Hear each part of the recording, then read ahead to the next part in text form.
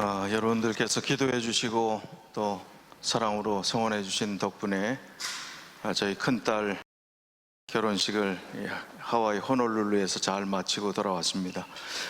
궁금하실 것 같아서 제가 사진 한 3장 준비했습니다. 제가 주례를 했습니다. 저희 사위와 딸은 호놀룰루 교회 대륙에 있다가 여길 메인랜드라고 하거든요. 이제 그 한인교회 처음 출석하는 날 저희 사위도 그때 샌프란시스코에서 이사 와서 처음 출석하는 같은 날 출석하게 된 인연이 있었습니다. 그래서 7년 전 얘기고 한 5년 사귀었습니다. 그래서 서로 믿음 안에서 또 귀한 가정을 이루게 되었습니다. 저희 세 자녀 이제 둘 결혼했고 하나는 이제 결혼할 예정입니다. 다시 한번 감사를 드립니다. 저희 교회는 건축 회사에서 예상한 기한은 다음 주면 끝나야 됩니다. 그런데 제가 어제 가서 사진을 좀 찍어 왔는데 좀 보여주시겠습니까? 많이 됐습니다. 사진이 지금 이게 복도 실내 공간에 등도 다 달렸고 웬만한 방 또 문까지 거의 다 달아놨고 또 주방도 이렇게 어느 정도 모양을 갖추게 되었고 또 이 완성된 방입니다. 완성된 방은 또 이렇게 잘 깔끔하게 이제 청소만 하면 될 정도로 방들이 이렇게 돼 있고 겉에는 이제 거의 다 됐습니다. 그리고 주차하는 그런 시설도 이제 라인만 그리면 될 수 있을 정도로 다 됐습니다. 아마 한국 사람이 한다면 한 주일이면 너끈히 끝날 것 같아요. 그런데 미국 사람이기 때문에 우리가 조금 여유 갖고 아마 1월 1일 들어갈 수 있으면 참 좋겠지만 저희가 또 준비해야 될 것도 있고 해서 조금 어려울 것 같습니다. 그러나 이 정도만 된 것도 얼마나 빨리 된 건지 모르겠어요.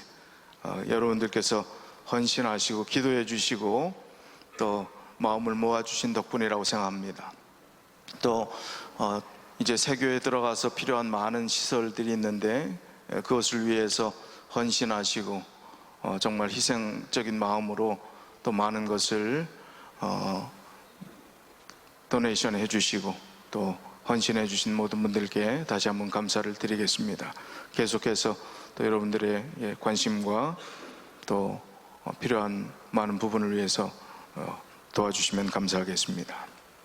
오늘 제목은 주 예수를 믿으라, 부제목을 달았습니다. 교회 다니기와 예수 믿기.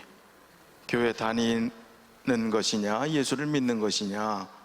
주 예수를 믿으라 하는 이 성경 구절을 얼마나 우리가 많이 들었던 말씀입니까? 사도행전 16장 31절 가로되 주 예수를 믿으라 그리하면 너와 네 집이 구원을 얻으리라. 주 예수를 믿어야 구원이 있습니다. 율법으로 구원받지 못합니다. 믿어야 구원받습니다. 근데 여러분 다 믿는데 무슨 소리 하느냐 하실지 모르지만 믿느냐 하는 질문에서 내가 뭘 믿고 있는지 오늘 한번 확인해 보자는 것입니다. 교회 다니면 다 자동으로 구원 주어지는 거 아닌 것 우리가 다 잘 알고 있지 않습니까? 한 이야기를 좀 들려드리겠습니다. 덴마크의 실존주의 철학자인 키에르케고르, 쉐렌 키르케고르가 원래 그 발음대로 하면 그 키에르케고르로 우리 알려져 있는 실존주의 철학자가 경건한 풍자, 루터교의 교인인데 루터교의 잘못된 것들을 풍자하면서 기독교 신앙의 잘못된 부분들을 지적하는 그런 글들을 좀 남겼는데 거위의 이야기가 있습니다. 그 거위의 이야기를 좀 들려드리겠습니다. 자, 거위들이 매 주일마다 모여서 예배를 보았습니다. 이 자리에서 한 마리의 숫 거위가 설교를 했습니다. 이 거위들에게 청중도 다 거위지요. 이 거위들에게 아주 숭고한 사명이 우리에게 어떻게 주어졌는지를 이 숫거위는 아주 힘을 주어 설교를 했습니다. 그리고 설교할 때 창조주 얘기가 나오면 예배에 참석한 이 암거위들은 창조주란 말만 나오면 모두 그냥 다 허리를 굽혔어요. 그러니까 얼마나 열심입니까? 신실합니까? 숫거위들은 고개를 숙였습니다. 창조주 얘기만 나오면. 창조주의 은총 안에서 모든 거위들이 자기가 참 행복하게 또 잘 살고 있다는 감사함을 표했습니다.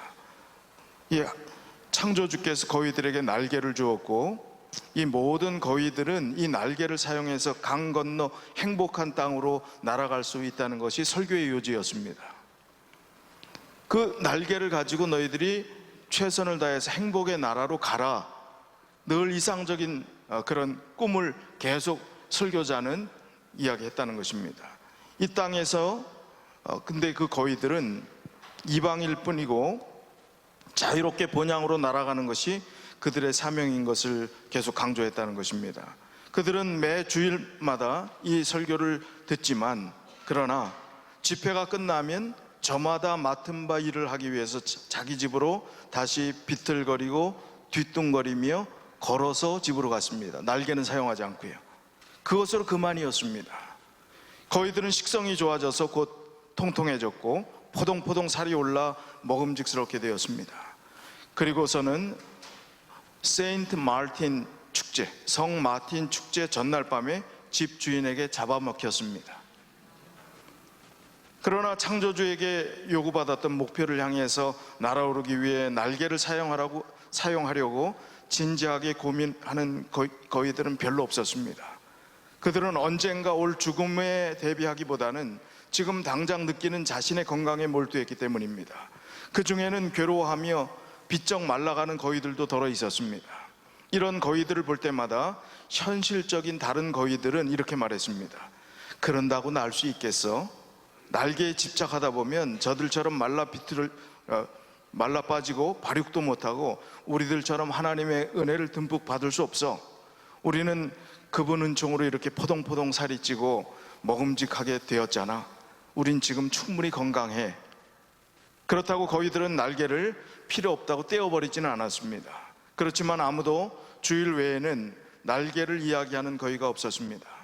이들은 운동을 하지 않았고 예배 때 잠시 하는 경건한 허리 운동과 목 운동으로 만족했습니다. 자, 키에르케고르가 왜 이야기를 했을까요? 예수를 믿느냐, 교회를 다니느냐, 교회에 와서 신자일 뿐 교회 밖으로 나가면 다시 비틀거리고 뒤뚱거리는 그 삶의 모습이 오늘날의 기독교인의 모습이 아닌가를 이야기하는 것입니다. 정말 콕 집어서 이 키에르케고르가 이야기를 하는 것입니다. 설교를 듣지만 아무도 이 말을 진지하게 생각하지 않는다는 것입니다. 말씀대로 살려고 노력하지 않는다는 것입니다. 그리스도인은 세상에 살지만 세상에 속하지 않고 자기 땅에서도 이방인처럼 사는 나그네라는 사실들을 수없이 들어왔지만 그것을 받아들이지 않는다는 것입니다.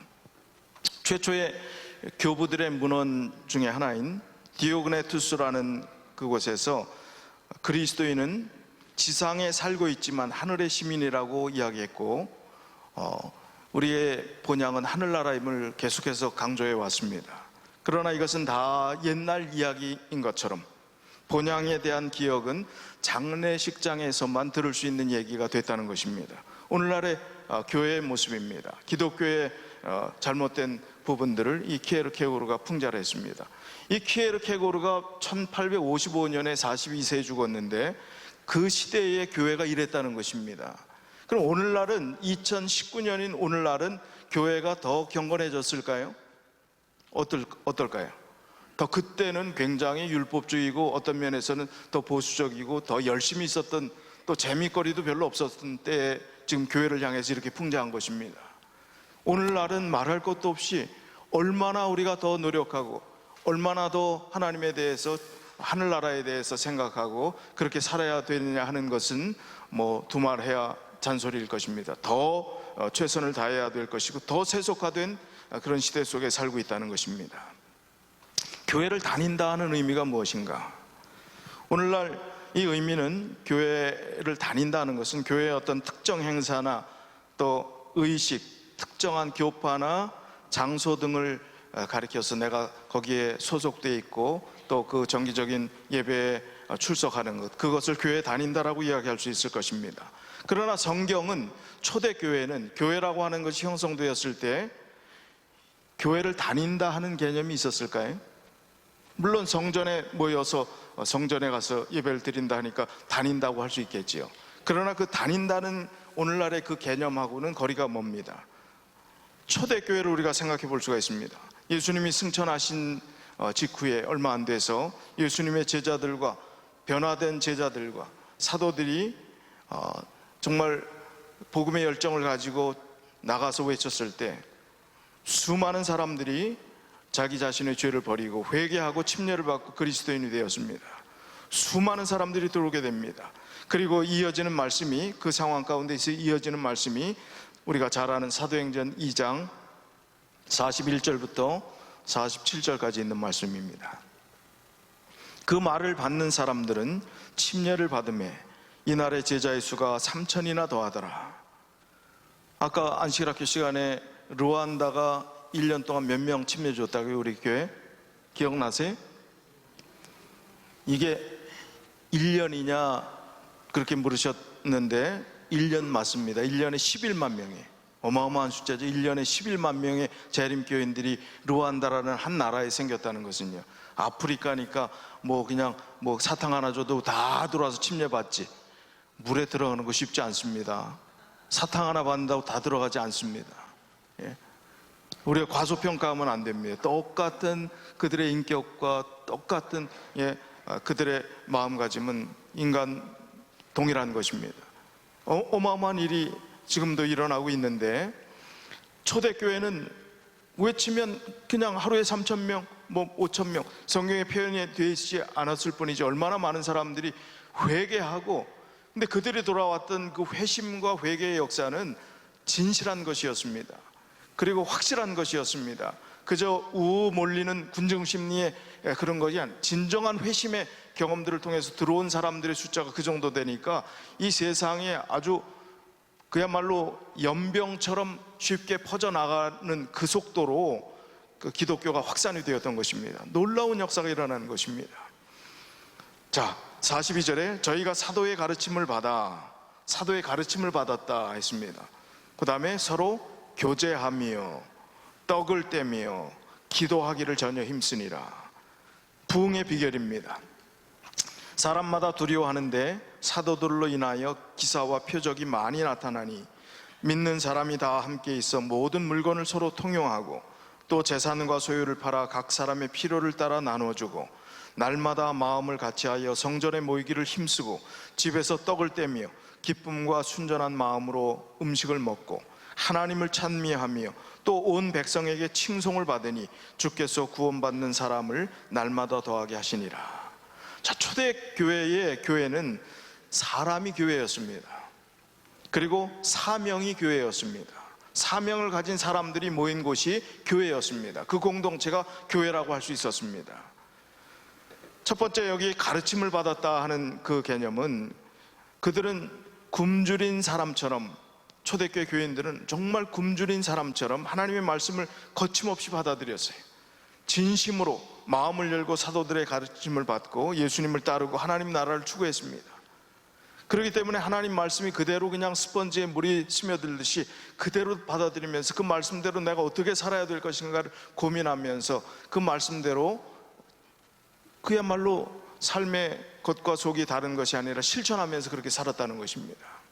그리고 서로 교제했다 하는 것은 공동체를 형성했음을 의미하고, 그냥 이 교제라는 것이 서로 인사하고 그냥 서로 반가워하고 하는 그 개념이 아니라, 우리가 안식일날 하루 잠깐 나와서 교회에서 잠깐 반가워하지만 교회 다녀간 뒤로는 일주일 내내 다른 성도들을 아주 잊어버린 채 살던 그 모습이 아니었다는 것입니다. 초대교회는요, 그들은 자기와 비슷한 사람이나 다른 사람이나 자기가 좋아하는 사람이나 싫어하는 사람, 또는 자기와 잘 어울릴 수 있는 사람이나 그렇지 않는 사람들을 가리지 않고 서로에게 온전히 헌신했습니다. 그게 교제함이에요. 서로 교제함이에요. 그들 가운데 외로운 그리스도인은 아무도 없었다, 그런 문헌이 나오고 있습니다. 누구도 홀로 살아가지 않았다는 것입니다. 교회는 오지만 홀로 살아가는 사람들이 있습니다. 교회는 오지만 외로운 사람들이 있습니다. 그러나 서로 교제하며 하는 이 초대교회 교제는 그런 외로움이 없었습니다. 홀로 살아가지 않았습니다. 서로에게 헌신했습니다. 차이를 인정하고 서로 다름을 인정하고 서로에게 대해서 존중하고 헌신했다는 것입니다. 그게 교제의 의미입니다. 떡을 뗐다 했습니다. 이 떡을 떼며라는 것은 두 가지 의미를 다 본교 성경 주석에 쓴 이야기하는데, 첫 번째는 성만찬 예식을 했다는 거예요. 성만찬 예식, 여러분들 요즘은 요만한 떡 주지요. 네? 근데 그때는 이 성만찬 예식을 어떻게 했는지 아십니까? 우리 한국식으로 말하면 찐빵 같은 거 몇 개 놓고, 예? 큰 컵에다가 이 포도즙을 나눠서 성만찬 예식을 그렇게 했어요. 요만큼씩 주는 게 아니라 교제가 됐습니다. 영적 교제. 그걸 뭐 우역우역 먹으면서 어떻게 그게 경건한 생각이 들고 예수님 십자가를 생각할까, 그렇게 할지 모르겠지만 예수님의 십자가의 사랑에 들뜬 심령으로, 기쁜 마음으로 그 음식들을 나누면서 먹고 하나님을 생각하며 서로를 돌아보는 그런 아름다운 역사가 초대교회에 있었다는 것입니다. 그리고 또 집에서 음식을 순전한 음식들을 나누고 하는 일들이 또 계속되었음을 그 뒤에 성경절에 이야기를 합니다. 서로 성만찬 예식 외에 대접하고 음식을 나누는 일들이 그냥 일상화되었다는 것입니다. 그런 사람들이 기도하기를 전혀 힘썼다. 여기 전혀 힘썼다 하는 이 원어의 의미는 꾸준히 하다는 것입니다. 그리고 끊임없이 관심을 쏟는다 하는 의미입니다. 끊임없이 기도하고 끊임없이 관심을 쏟고 서로 교제하고 떡을 떼고 하나님을 찬양하는 일들이 이루어지게 될 때 그 결과 어떻게 됐어요? 그들이 변화되었습니다. 하나님의 사람으로 바뀌었습니다. 그들의 믿음이 날로 성장했습니다. 그러니 이어지는 결과는 당연히 기사와 표적이 많이 일어날 수밖에 없는 것입니다.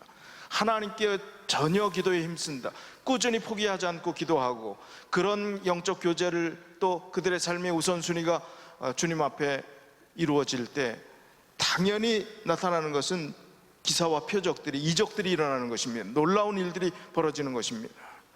일주일에 우리가 한 번씩 한두 시간 교회 다니며 잠깐 어울리는 그런 신앙이 아니었습니다.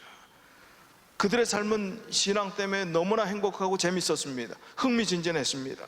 놀라운 일들을 수시로 목격하게 됩니다. 그런 기쁨이 있었으니 그런 일들이 너무나 우리 모든 가정에서 일어나다시피 하니까, 그런 역사들이 체험되니까 얼마나 신이 나겠습니까? 기도했는데 그 응답이 이루어지고, 정말 이건 풀지 못하는 문제였는데 그게 풀리고, 얼마나 기가 막히겠습니까? 우리는 기도해도 전혀 하나님 전혀 소리도 안 들리는 것 같고 왜 그러느냐 하고 하나님만 원망하지 말고, 내가 초대교회 이 정신으로 이렇게 해봤는가, 이런 정신으로 살아봤는가 한번 점검해 봐야 합니다. 이렇게 했는데도 안 된다 하면 그거는 하나님이 조금 무심한 거 아닌가, 그때 그 생각을 하면 좋겠어요. 이렇게 한다면 하나님께서 원하시는 뜻대로 분명하게 해답을 오늘날도 주시리라고 믿습니다. 그 경험이 우리의 경험이 되어야 합니다. 그래서 그런 놀라운 일들을 목격하고 났을 때 그들의 믿음이 더욱더 연합되고 더욱더 정말 헌신하는 분위기로 될 수밖에 없었습니다. 그래서 공동체로서 서로 베풀며 섬기며 삽니다. 그로 인해서 유무상통, 내 것이 없었다는 것입니다. 오늘날 공산주의는 이론만 그럴듯하지 그 지배층들은 얼마나 호의호식하고 이 일반 백성들은 굶어 죽는 일들이 있습니까? 그것은 유무상통이 아닙니다. 정말 초대교회 유무상통은 내 자신의 능력에 따라서 많은 것을 가진 사람들, 그것을 나누고 베풀고 주님의 사명을 위해서만 살았던 것입니다. 이런 놀라운 역사가 이루어졌던 것입니다. 날마다 마음을 같이하여 성전에 모이기를 힘쓰고 집에서 떡을 떼며 기쁨과 순전한 마음으로 음식을 먹고 하나님을 찬미하며 온 백성의 칭송을 받습니다. 개독교 소리 안 들었습니다.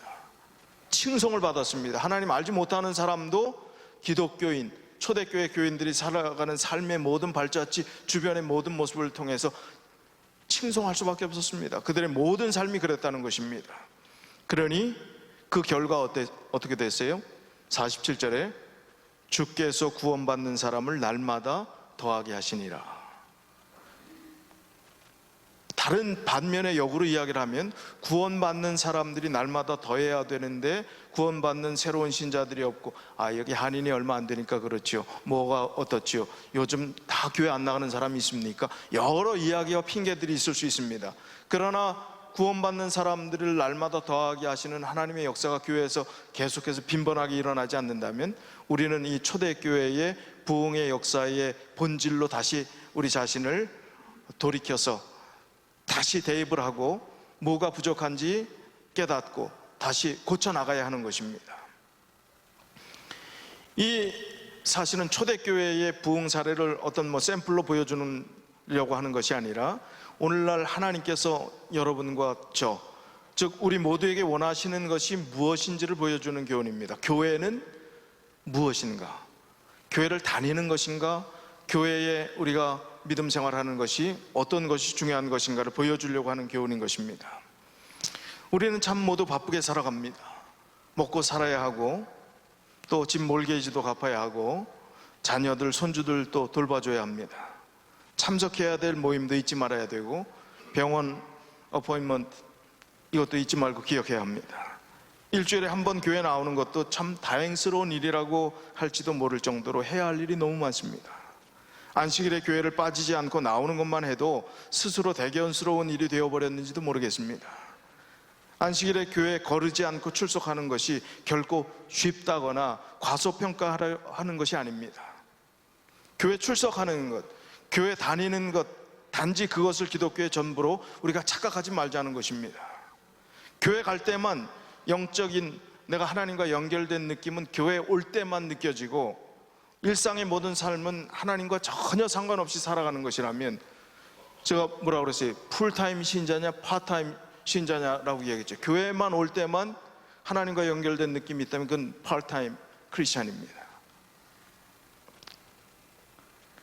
제가 하와이 이번에 가서 한국 식당을 갔는데 거기 식당 벽에 이런 액자가 걸려져 있어요. 얻었다 한들 원래 있던 것, 잃었다 한들 원래 없던 것. 참 의미 있지 않습니까? 예? 얻었다 한들 원래 있던 것, 잃었다 한들 원래 없던 것.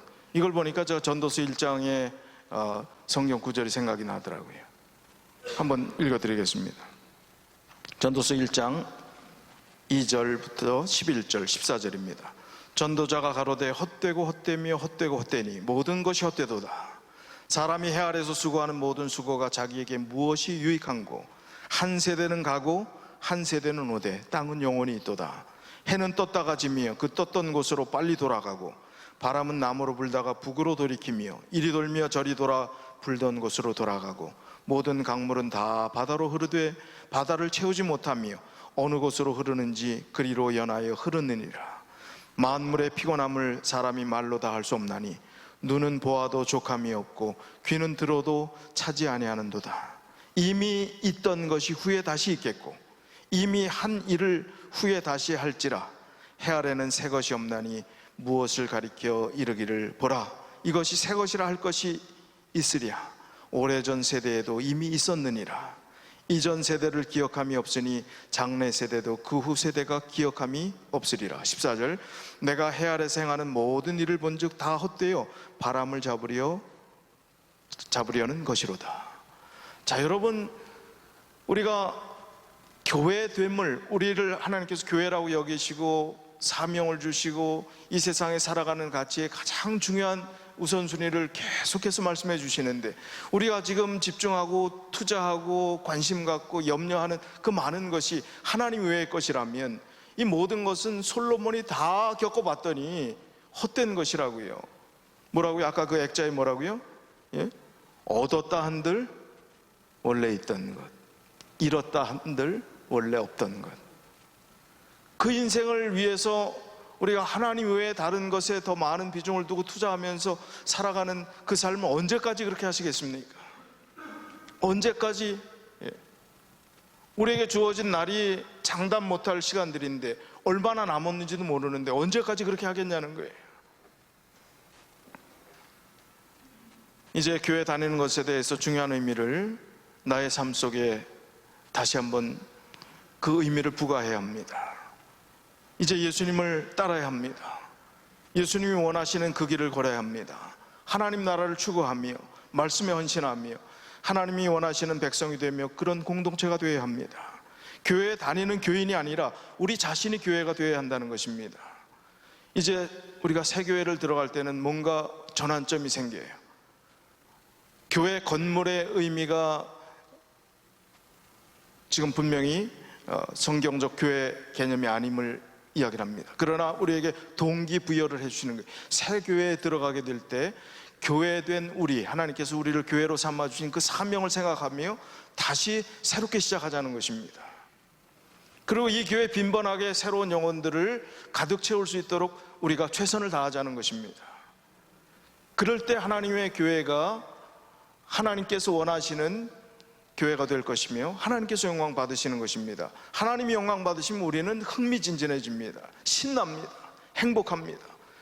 이렇게 행복한 것, 이렇게 좋은 것, 이렇게 감사한 일이 신앙생활하면서 있을 수 있을까 하는 그 경험들을 우리 자신이 겪을 수 있게 되는 것입니다.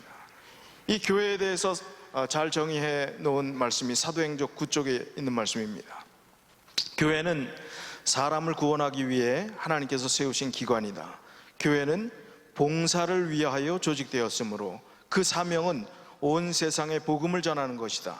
태초부터 하나님은 당신의 교회를 통하여 당신의 충만과 풍족을 온 세상에 나타내시려고 계획하셨다.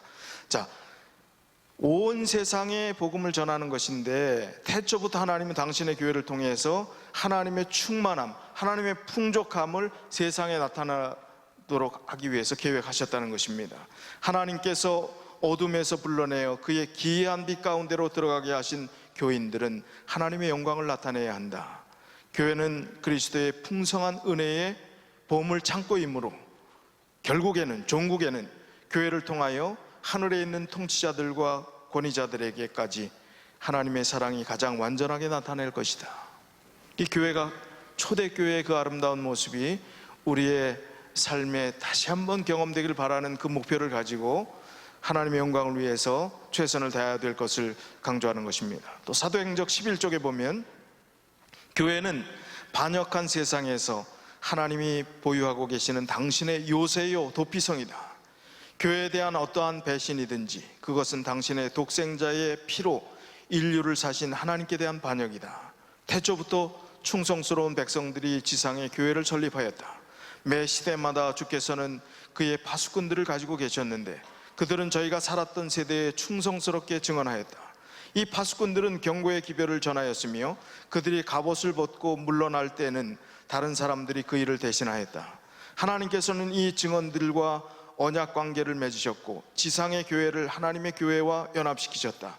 하나님께서 천사들을 보내어 당신의 교회를 섬기게 하셨으므로 악마의 권세가 당신의 백성을 이기지 못하였다. 자, 여러분은 지금 2019년을 살아가는 지금 갑옷을 입고 이 교회를 지키는, 이 교회 사명을 다하는 면면이 하나님께서 하나님의 교회, 하나님의 백성들을 통해서 하나님의 교회를 지켜나가게 했던 그 역사를 책임 맡은 그런 존재들임을 생각해야 합니다. 우리가 뒷전에 있을 수 없습니다. 하나님의 사명을 가진 자는 직분을 맡았든 맡지 않았든 그 사명은 동일한 것입니다. 그래서 사명을 다해야 합니다. 갑옷을 벗지 말아야 합니다. 갑옷은 우리가 죽을 때 벗어지는 거예요. 그러면 그 일을 또 다른 사람이 대신하는 것입니다. 세대를 이어서 그 대를 이어서 계속해서 이렇게 교회가 왔어요. 오늘 우리 영어권 교회를 보면 얼마나 든든하고 기특합니까? 얼마나 감사합니까? 그들의 헌신과 봉사와 정말 그 나이에 교회에 남아있다는 것 자체도 너무 감사할 정도로 이 대를 이어서 이 교회에 하나님의 복음을 이어갈 우리의 후세들이 있다는 사실이 우리는 너무나 참 듬직하고 감사한 일입니다.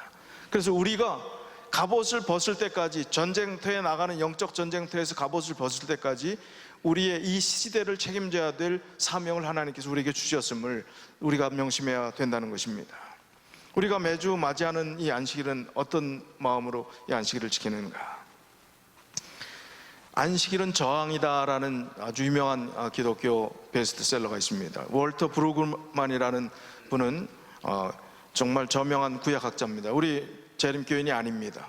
우리 교인이 아닌 이분이 안식일에 대해서 얼마나 깊이 있게 그 책을 기록했는지, 안식일이 왜 저항이라 하는 제목을 이야기를 했는지, 그 내용은 이렇습니다. 이 브루그만은 안식일이 단순히 규칙을 지키는 날이라기보다 오히려 온전한 인격체가 되는 날이요, 온전한 사회를 회복하는 날이라고 강조하고 있습니다.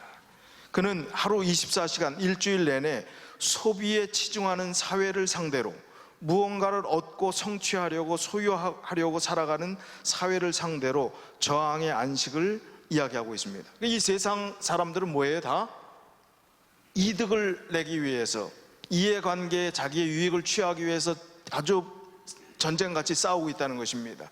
거기에 안식일의 정신은 저항해야 된다는 거예요. 쉼을 향해서, 하나님께 주신 안식을, 참 안식을 위해서, 하나님께 주시는 참된 기쁨을 위해서 그들과 저항해야 된다는 게, 이 싸우라는 얘기가 아니라 심령적으로 그들을 정복해야 됨을 이야기하는 것입니다. 안식으로 초청해야 된다는 것입니다. 일주일 내내 열심히 싸우라는 것입니다. 저항하라는 거예요. 세상적인 것과 저항하라는 것입니다. 참 안식을 얻게 하기 위해서 그렇게 하라는 것입니다. 그리고 여기 오는 이 시간이 단지 일주일에 한 번 교회 다니는 그 시간이 아니라 저항하여 얻어진 승리한 기쁨들을 나누는 아름다운 간증의 장이 되도록 하라 하는 것이 지금 이 책의 핵심 내용인 것입니다. 그래서 안식일을 지키는 것은 우리로 쉼이 없는 이 순환의 고리를 끊고 진정 중요한 존재인 하나님과 다른 사람들과의 삶 전체에 초점을 맞추게 하는 대안적 진리를 제시하는 것, 그것이 안식일의 참된 정신임을 이 책에서 강조하고 있습니다. 예수님을 믿는다는 것이 무엇입니까? 교회에 다니는 것이 아니라 예수님을 믿어야 구원이 있습니다. 어떻게 믿어야 합니까? 무엇을 믿어야 합니까? 말씀을 믿어야 합니다. 자, 여러분 한번 생각해 보십시오. 옛날부터 우리가 습관되었던 것, 저도 어릴 때 기억이 나는데, 방에 들어갈 때 문지방을 밟아요, 밟지 말아요? 왜 밟지 맙니까? 제가 어릴 때 뭣도 모르고 저는 그런 교육을 안 받았기 때문에 문지방을 밟고 친구 집에 갔다가 그 할아버지가 곰방대로 후드를 치는데 문지방 밟았다고. 예? 왜요? 왜 밟지 말라고 그랬을까요? 복 나간다고, 재수 없다고. 지금도 문지방 안 밟고 살짝 넘어가시죠, 여러분들? 밤에 휘파람 불어요, 안 불어요? 밤에. 저희 외할머님이 장로교 권사님, 신실한 권사님인데, 제가 밤에 휘파람을 불고, 초등학교 때 피리가 너무 재밌어갖고 처음 배울 때 밤에 피리를 부니까 뱀 나온다. 장로교 권사님인데 그런 얘기를 해요. 누가 한 얘기인지 모르지만, 손톱은 밤에 깎습니까? 낮에 깎습니까? 밤에 깎으면 됩니까? 안 됩니까? 왜 안 되지요? 지금 대낮같이 밝은 등이 있는데, 사람의 이름은 붉은 글씨로 쓰면 됩니까? 안 됩니까? 뭔 상관이 있어요? 그런데 그건 죽은 사람에게만 쓰는 거라고 절대 금기시했던 것. 중요한 시험을 앞두고 엄마가 미역국을 끓여줬다, 이러면 어떻게 되는 거예요? 미끄러지는 거지요. 애인에게 신발을 선물합니까? 안 합니까? 왜요? 고무신 거꾸로 신으면 이별한다는 것. 또 발과 발을 서로 맞닥뜨리지 않는다고 얘기를 해요. 그 얘기는 전 잘못 들어봤던 얘기인데, 이게 박준 시인, 지난번에 소개했던 그 박준 시인의 그 산문 가운데 나오는 얘기인데, 발과 발을 부부가 서로 맞대지 않는다, 애인이 맞대지 않는다. 왜 그러냐 그랬더니, 그러면 그 속설이 임종을 못 본대. 그렇게 하면, 발을 서로 맞대면. 참 기가 막힌 얘기죠. 예? 빈 가위질을 하지 않는다. 빈 가위질. 그 얘기는 들어보셨어요? 자, 생각해보면 얼굴 한 번 본 적도 없는 누군가가 만들어낸 미신과 같은 말을 잘도 믿고 잘도 지키고 살아왔습니다, 여러분들. 그러면서 정작 믿어야 할 사람에게는 의심을 품은 채 그 사람과 그의 말을 믿지 않을 때도 있었습니다. 어디 그뿐입니까? 예수님을 믿는다고 하면서 하나님께서 영감으로 우리에게 주신 성경 말씀을 얼마나 믿고 살아왔습니까? 그 말씀이 내 삶에 얼마나 영향을 끼쳤습니까? 반성해야 합니까? 반성해야 합니다. 약속으로 주신 살아있는 생명의 말씀을 주셨는데 그 속설은 다 믿고 그냥 문지방도 피해 다니고, 이런저런 거 다 지켜가면서 나도 모르게 습관화된 그 믿음을 가지고 살았는데, 참된 믿음, 생명의 말씀을 우리가 얼마나 접하고 그 말씀 가운데서 실천하며 그 말씀의 영향을 받고 내가 변화되고 살았느냐 하는 것입니다. 어떻게 믿느냐고요? 믿어야 구원받는데 성경 전체가 너무 방대한데 제가 제안을 드립니다. 어제 저녁 시간에도 좀 말씀을 드렸어요. 자, 사복음서는 예수님의 육성이 담겨져 있는 말씀이에요. 그래서 어떤 성경을 보면 빨간 글씨로 되어 있는 것은 예수님이 직접 육성으로 하셨던 말씀은 빨간색으로 표시해 놓은 게 있습니다. 영어 성경은 대부분 그렇습니다. 공관복음이 뭡니까? 어떤 복음이 공관복음이에요? 서로 연관성이 있는 복음이라고 해서 마태, 마가, 누가복음이 공관복음입니다. 요한복음은 조금 다릅니다. 조금 사복음이라고 하지만 요한복음은 세 복음서와 다른 기사들이 많이 기록이 되어 있습니다. 금요일 저녁에 요한복음을 강해하고 있는데 이제 2번 더 하면 요한복음 장장 1년 넘게 해왔던 요한복음 강해가 이제 12월 말로 끝나게 됩니다. 근데 제가 오늘 설교 말씀을 좀 준비하다 보니까 요한복음이 참 차별화됐는데, 우리가 믿는 핵심은 예수 그리스도지 않습니까? 그러면 예수님이 어떻게 말씀하셨는가 참 중요하지요. 성경 전체 어떻게 믿느냐 하는 것을 지금 제안을 드리는 거예요. 내가 잘 믿고 싶은데 어떻게 믿어야 되는지는 모르는 분들께 예수님이 직접 하신 말씀을 잘 살펴보고 그것만 잘 따라해도 그거는 다른 성경 볼 시간이 없다면 그렇게라도 하시라는 겁니다. 자, 요한복음은 이 진실로, 예수님이 진실로 내게 이르노니 진실로 이런 진실로가 들어가면 귀한 말씀이, 예수님이 가끔 농담도 하시고 거짓말을 하시기 때문에 진실로 하셨습니까? 아니에요. 중요하기 때문에 진실로. 근데 희한한 게 성경을 찾아봤더니 요한복음은 진실로라는 말이 아니라 반드시 더블로 진실로 2번 얘기했어요. 마태, 마가, 누가복음은 한 번만 얘기했어요. 2번 얘기한 적이 단 한 번도 없어요. 그냥 한 번 진실로. 마가복음도 진실로. 좀 몇 회 되어 있는 게 써 있죠? 그렇게 되어 있습니다. 뭐 진실로 한 번 했다고 그게 진실하지 않다는 얘기는 아니지만, 요한복음, 여러분이 시간이 정 없다면 요한복음에 나타난 25번의 진실로만 한번 찾아보세요. 그러면 예수님이 진실로 하고 강조했던 중요한 것들을 어떤 말씀을 진실로 하셨는가, 그걸 찾아보면 그 말씀대로 우리가 순종하고 거기에 모르는 게 있으면 알려고 노력하고 하면 예수님을 믿는 진실로 예수님이 강조했던 부분들을 우리가 이해할 수 있지 않겠습니까? 그 다음에 조금 더 성경을 연구하고 싶은 분들이 생기면 개역 한글 성경은 가라사대가 있지요. 근데 이 가라사대가 개역 개정판이 되면서 싹 사라지고 이르시대로 바뀌었습니다. 근데 그거는 좀 번역상 문제가 있는 것 같아요. 제가 생각할 때, 개인적인 생각은. 왜냐하면 개역 한글판에 가라사대가 있고 이르시대도 있어요.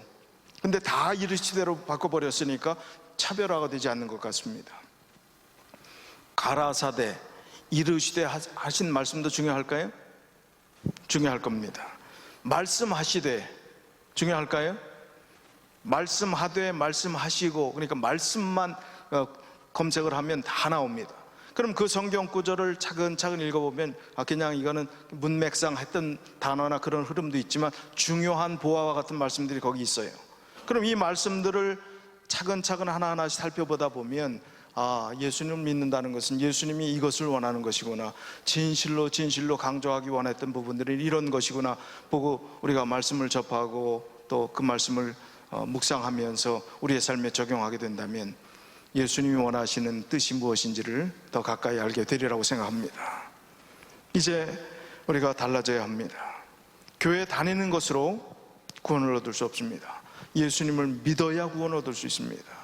주 예수를 믿으라, 그리하면 너와 내 집이 구원을 얻으리라 하신 이 말씀의 의미를 우리의 심령 속에 깊이 새기시고, 교회 다니는 교인이 아니라 예수를 믿는 참된 우리 믿음의 가족들이 다 되시길 바라면서 오늘 말씀을 줄이겠습니다.